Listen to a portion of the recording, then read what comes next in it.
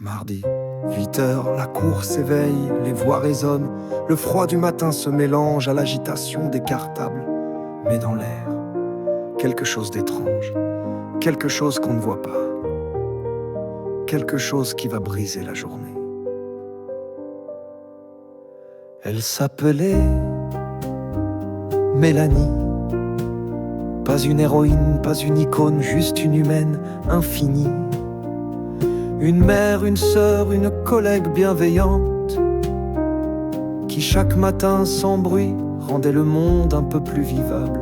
Ex-coiffeuse, la maladie l'avait poussée ailleurs, mais pas son cœur. Elle surveillait les enfants des autres pendant que le sien l'attendait chaque soir. Elle aimait ce métier, elle croyait en l'école, même dans les murs fatigués. Elle savait que la violence ne naît pas toujours là où on l'attend. Mais ce jour-là, personne ne l'a vu venir. Un ado de 14 ans, un prénom qu'on taira, pas un monstre, mais un cri silencieux. Le genre de cri qu'aucun adulte ne veut entendre. Son sac ce jour-là pesait d'un poids qu'on n'avait pas prévu. Contrôle banal, geste simple, et puis la lame, le souffle coupé, un éclair, puis l'effondrement. Mais qui veille sur ceux qui veillent? Qui écoute les surveillants qu'on ignore? Qui dit merci à ces gens qu'on traite d'ombre dans les couloirs? Elle voulait juste être utile. Elle voulait juste rentrer chez elle. Elle voulait juste vivre.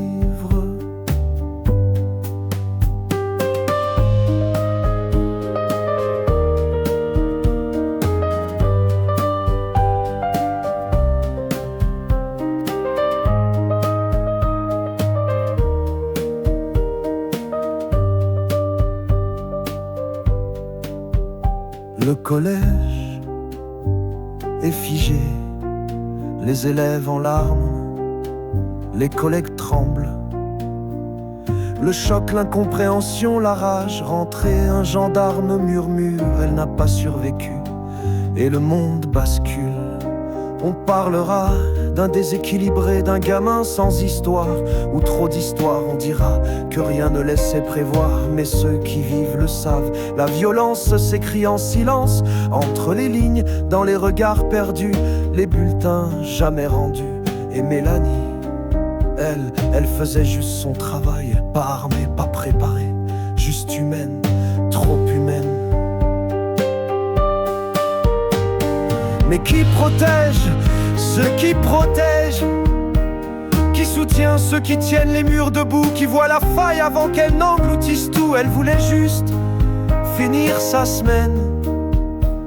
Elle voulait juste serrer son fils ce soir. Elle voulait juste demain.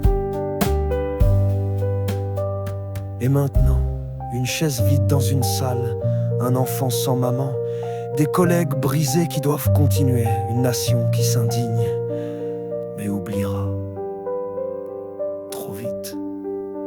Elle s'appelait Mélanie, et ce prénom, ne l'oubliez pas.